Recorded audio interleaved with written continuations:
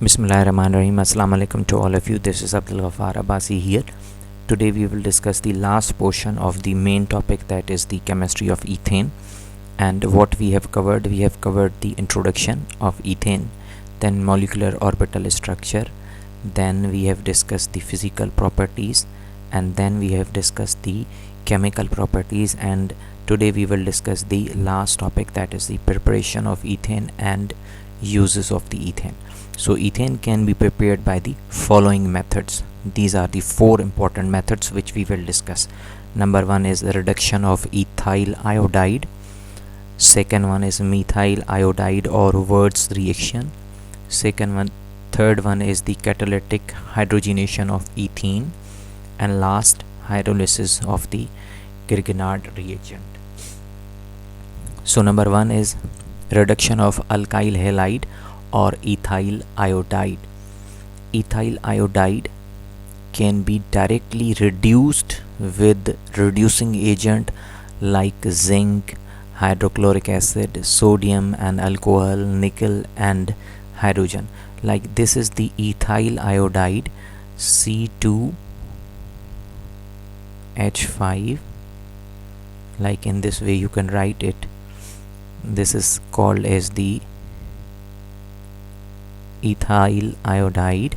This is the example of alkyl halide, which we will discuss in upcoming videos. Alkyl halide is basically the alkyl plus halogen atom. Like this is the alkyl like ethyl, and one halogen like iodine is there.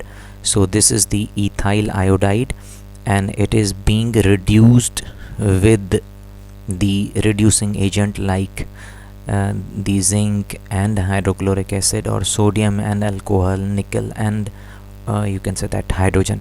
So what is the main purpose of reducing agent used here? It will give the hydrogen to the ethyl iodide, and then in this way what will happen, that will be ethyl iodide will be converted into ethane. So look at here, this hydrogen, one hydrogen will react with this ethyl to produce this ethyl iodide will convert into ethane. Here there are 5 hydrogen. Now this hydrogen will be added here, and then this will be C2H6 ethane, and one hydrogen of this reducing agent will react with iodine to produce hydrogen iodide. So in this way, first method is that reduction of alkyl halide or ethyl iodide, we can obtain ethane. Second important method is the methyl bromide, or this is called the Wurtz reaction. Here an alkyl halide reacts with the sodium metal to produce an alkane with twice number of the carbon atoms as starting alkyl halide. We have taken the methyl bromide here, and here we are taking methyl bromide, and it is also called as the Wurtz reaction, but we have to take 2 number of the methyl, 2 molecule of the you can say that methyl bromide. So then we will react with this with the sodium, and then what will happen, the ethane will be produced here, and then this sodium will react with bromine to produce sodium bromide as well. So in this way, look at here how many atoms are balanced. This chemical equation is balanced or not. Carbon atoms 2, carbon atoms 2 here, hydrogen 2 3 6 here. Look at here, hydrogen is 6 here, sodium is 2 and sodium is 2, and look at here, bromine is 2, and here bromine is also 2. So this is the balanced chemical equation, and this is the second method. Through this you can prepare the ethane. Third one, catalytic hydrogenation of the ethene. We have two this reaction is catalytic hydrogenation. We have to use the catalyst like nickel we are using as a catalyst, and 300 C temperature, and the hydrogenation means addition of the hydrogen molecule. So this is the reason it is called the catalytic hydrogenation of ethene. So look at here, ethene adds up hydrogen in the presence of the metal catalyst to produce ethane. Look at here, this is ethene, and in this ethene we have to, this is called addition reaction, and this hydrogen will be added into this one. So this will be converted into, this double bond will be broken down and it will produce the carbon-carbon single bond, and then there will be vacancy of 2 further atoms. And look at here, there are 2 hydrogen atoms, they will be added here, and then it will form ethane from ethene. So this will be ethene, and now it will be ethane. And what are the conditions? Nickel as a catalyst and 300 C.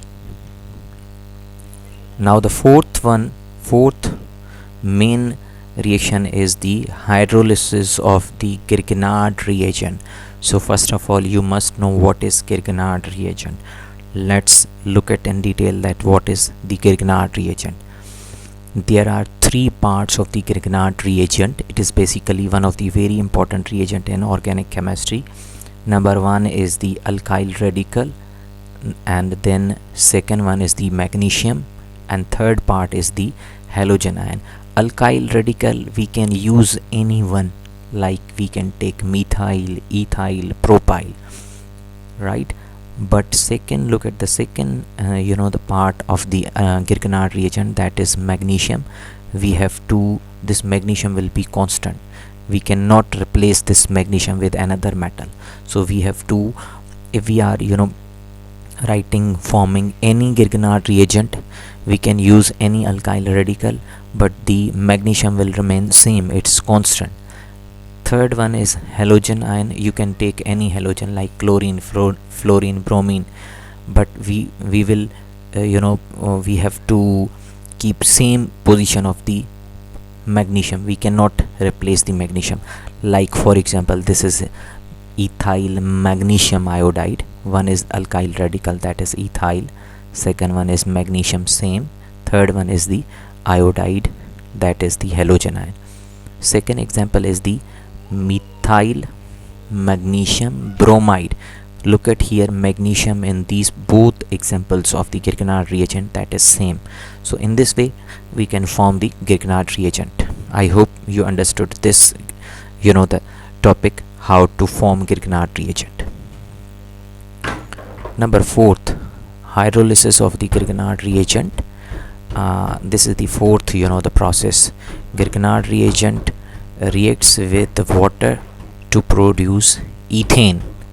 Ethyl magnesium iodide reacts with water to produce ethane. Look at here, this is the ethyl magnesium iodide, and it is reacting with the water. It will produce the ethane and magnesium hydroxy iodide. So look at here, if you want to prepare the ethane, so which Grignard reagent you have to use? That will be ethyl magnesium. This alkyl radical will be ethyl. If you want to prepare the methane, so which Grignard reagent? This is very key point, and that which Grignard reagent we will use? That will be methyl magnesium iodide. Alkyl which we will use, that will be methyl. So this is the 4th type of reaction. Now we will discuss finally the uses of the ethane. Ethane is used in the plastic industry, and ethane is used as a component of the domestic fuel which we are using in cooking. So these are one of the very important 2 uses of the ethane.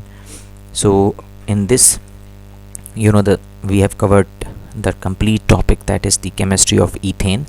And in this chemistry of ethane, what we have discussed in detail, so we have discussed these important headings or subheadings. Like under the heading of the chemistry of ethane, what we have covered: introduction, molecular orbital structure, physical properties, chemical properties, preparation, and at the end, uses. I hope you understood this today's topic. Thank you. Allah Hafiz.